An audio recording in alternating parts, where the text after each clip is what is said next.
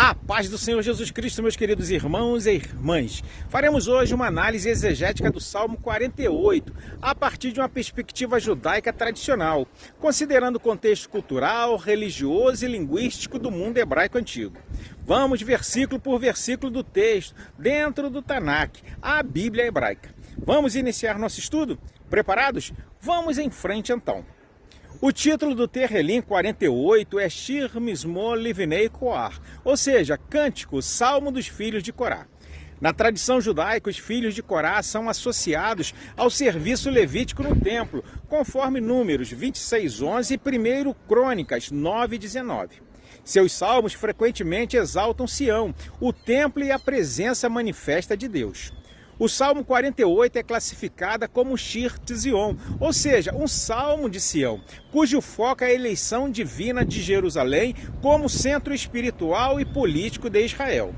De acordo com o contexto histórico e teológico, a tradição judaica frequentemente associa este salmo a um momento de livramento militar milagroso, possivelmente a derrota dos exércitos que ameaçaram Jerusalém nos dias de Ezequias, conforme 2 Reis, capítulo 18 e 19, e Isaías, capítulo 36 e 37.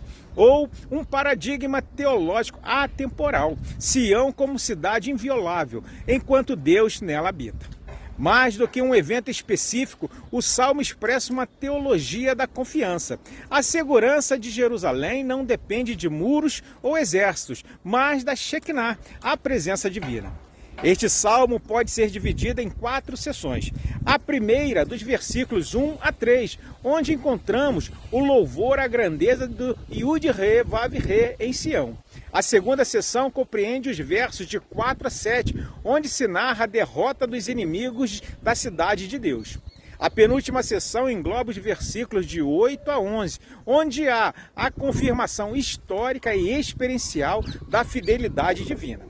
Por fim, a quarta seção, dos versículos 12 a 14, que compreende um convite pedagógico à contemplação e à transmissão da fé. O primeiro versículo diz: Gadol Yerivá Umerhal Merhod Berrim Eloheinu. Grande é o Senhor e muito digno de louvor na cidade do nosso Deus. Na exegese judaica, Deus é transcendente, mas escolhe tornar-se imanente em um lugar específico. A grandeza divina se manifesta na cidade do nosso Deus, isto é, Jerusalém. O segundo verso diz, Yefer, Nofer, Mesol, Kal, Haaretz, ou seja, formosa em elevação, alegria de toda a terra. A expressão Yefer Nof não se refere apenas à beleza física, mas à harmonia espiritual do lugar. Os Midrash Terrelim entendem que Jerusalém é o ponto de ligação entre céu e terra, conforme Gênesis 28:17.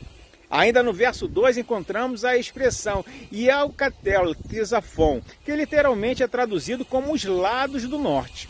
Na tradição judaica, o Tizafon simboliza tanto o mistério quanto a ameaça, conforme Jeremias 1:14. O Salmo afirma que Jerusalém ocupa espaço onde antes reinava o temor, agora dominado pela presença de Deus. Nos versículos de 4 a 7, vemos o colapso dos inimigos. O versículo 4 expressa Kirine Hamelachim Noadu Avru Iedarvá, pois eis que os reis se reuniram, passaram juntos.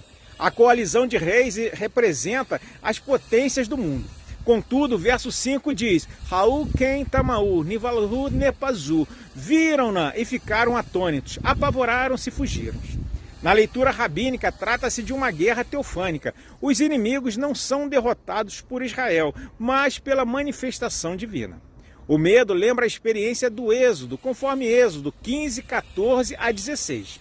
A metáfora dos navios de Tarsis despedaçados pelo vento oriental, lida no versículo 7, simboliza o colapso do orgulho imperial e econômico diante da soberania de Deus. O versículo 8 inicia da seguinte forma, Karashe Shamanu, Ken Hainu. Como ouvimos, assim vimos. Este versículo é central na teologia judaica. A fé não é apenas tradição oral, a Sheminah, mas experiência histórica concreta, a Reivá. O final do 8º versículo diz, Elohim Yoneneha Adoram, Deus a estabelecerá para sempre. O sábio Rashi observa que para sempre não significa a ausência de sofrimento histórico, mas a indestrutibilidade da eleição divina. A menção à justiça, a Tzedek, e ao amor leal, o Hesed, liga o livramento militar à ordem moral divina. Os 3 últimos versículos simbolizam uma transmissão de fé. O versículo 12 começa dizendo: Sobut Zion vekarvifurá, rodeai Sião e cercai-a. Este convite é pedagógico e litúrgico. Segundo o sábio Radak, trata-se de ensinar às futuras gerações que a segurança de Jerusalém não está nas muralhas, mas em Deus. A parte B do versículo 13 diz: Leman tesapru ledorro ahon, para que conteis as gerações futuras. A fé judaica é essencialmente transmissional, do ledor. O salmo termina afirmando: Kiz Elohim, Eloheinu olam vae, porque este Deus é o nosso Deus para todo sempre. Aqui Deus não é apenas o protetor de Sião, mas o guia existencial do povo até a morte, ou, conforme algumas leituras rabínicas, além dela, ao Mut. Para concluir, podemos dizer que, do ponto de vista judaico tradicional, o Terrelim 48 ensina que, primeiro, Jerusalém é eleita, não por mérito humano, mas por decisão divina. Segundo, a verdadeira segurança nacional e espiritual vem da presença de Deus, não do poder militar. A história confirma a tradição. O que foi ouvido dos pais é visto pelos filhos. E quarto, a fé deve ser vivida, contemplada e transmitida às próximas gerações. O Salmo 48 não é apenas um hino nacional ou litúrgico, mas uma confissão de fé histórica, onde geografia, teologia e memória coletiva se fundem. Na tradição judaica, ele reafirma que Sião permanece firme não por suas pedras, mas porque Deus habita no meio dela, ontem, hoje e para sempre.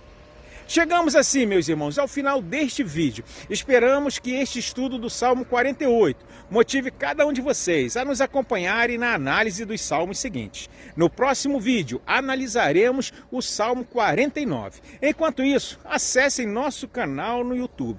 Assistam, comentem, compartilhem e se inscrevam para serem avisados todas as vezes que lançarmos um vídeo novo. Fiquem com Deus e que Deus os abençoe em Cristo Jesus.